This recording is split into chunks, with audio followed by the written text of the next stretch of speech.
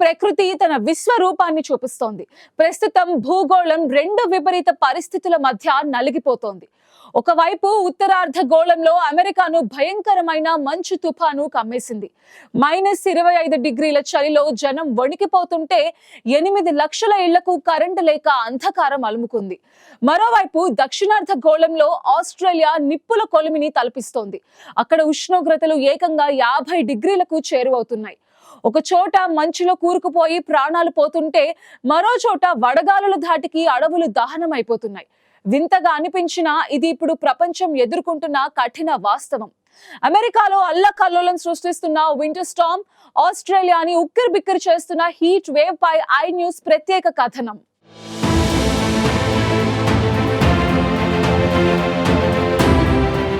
ప్రకృతి తన తీవ్ర రూపాన్ని మరోసారి ప్రపంచానికి చూపిస్తోంది. ఒకవైపు ఎముకలు గడ్డకట్టే చలి, మరోవైపు ఊపిరాడనంత ఉక్కపోత. అమెరికాలోని పలు రాష్ట్రాలను కమ్మేసిన భీకరమైన మంచు తుఫాను లక్షలాది మందిని అంధకారంలోకి నెట్టేసింది.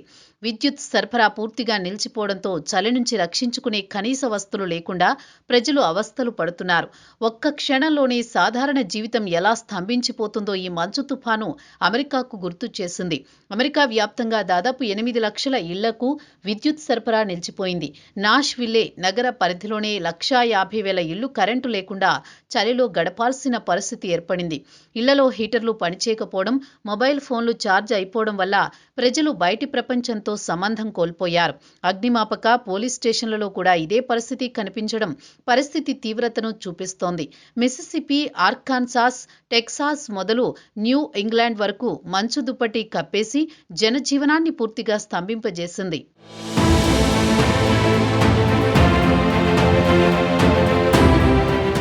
చాలా నగరాల్లో 1/2 మీటరుకు పైగా మంచు పేరుకుపోయింది. రహదారులు పూర్తిగా మంచుతో కప్పబడ్డంతో వాహనాల ప్రయాణం ప్రాణాంతకంగా మారింది.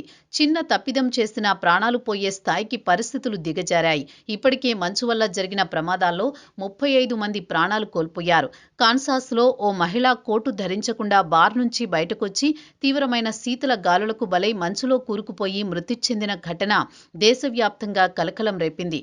మసాచుసెట్స్లోని స్టెర్లింగ్ పట్టణంలో ఏకంగా 56.2 సెంటీమీటర్ల ఎత్తు వరకు మంచు కురిసింది. పిట్స్బర్గ్లో 20 అంగుళాల మంచుతో పాటు -25 డిగ్రీల కనిష్ట ఉష్ణోగ్రతలు నమోదయ్యాయి. మిసిసిపిలో 1994 తర్వాత తొలిసారిగా ఇంత భారీగా మంచు కురవడం అక్కడి ప్రజలను భయాందోళనలకు గురిచేసింది.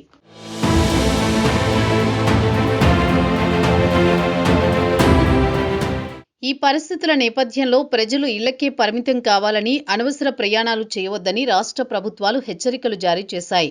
ఎయిర్పోర్ట్లలో విమానాల రాకపోకలు పూర్తిగా నిలిచిపోయాయి. వేలాది విమాన సర్వీసులు రద్దయ్యాయి. మరికొన్ని గంటల తరబడి ఆలస్యంగా నడుస్తున్నాయి. పాఠశాలలు మూసివేశారు. తుపాను ప్రభావిత ప్రాంతాల్లో సహాయక బృందాలు రంగంలోకి దిగి దుప్పట్లు, తాగునీరు, జనరేటర్లను సరఫరా చేస్తూ బాధితులకు అండగా నిలుస్తున్నారు.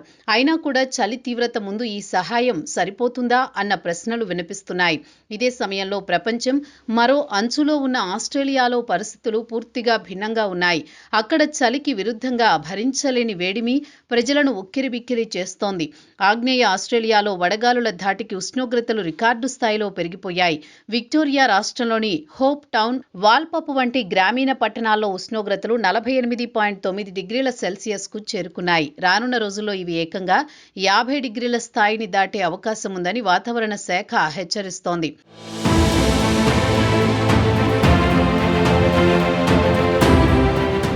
ఎంతటి చలినైనా తట్టుకునే ఈ ఆస్ట్రేలియన్లు సైతం ఈ ఉక్కపోతను భరించలేకపోతున్నారు.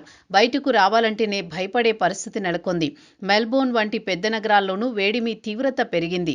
2009లో ఇదే విధమైన వడగాలుల కారణంగా 173 మంది ప్రాణాలు కోల్పోయిన ఘటనలను గుర్తు చేస్తూ అధికారులు అప్రమత్తమయ్యారు. ప్రస్తుతం ప్రాణనష్టం జరగకపోయినా సమీప అడవుల్లో అగ్ని ప్రమాదాలు చెలరేగే ప్రమాదముందని హెచ్చరిస్తున్నారు. ఈ రెండు విభిన్న దృశ్యాలు ఒకే సమయంలో ప్రపంచాన్ని వణికిస్తున్నాయి. ఒకవైపు మంచు తుఫాను మనిషి ఆధునిక జీవన వ్యవస్థ ఎంత బలహీనమో చూపిస్తే, మరోవైపు వడగాలులు వాతావరణ మార్పుల తీవ్రతను కళ్ల ముందు నిలబెడుతున్నాయి. ప్రకృతి హెచ్చరికలను మనిషి ఎంతవరకు గమనిస్తున్నాడు? అభివృద్ధి పేరుతో ప్రకృతిని నిర్లక్ష్యం చేసిన ఫలితమేనా ఈ విపత్తులు అనే ప్రశ్నలు ఇప్పుడు ప్రపంచవ్యాప్తంగా వినిపిస్తున్నాయి.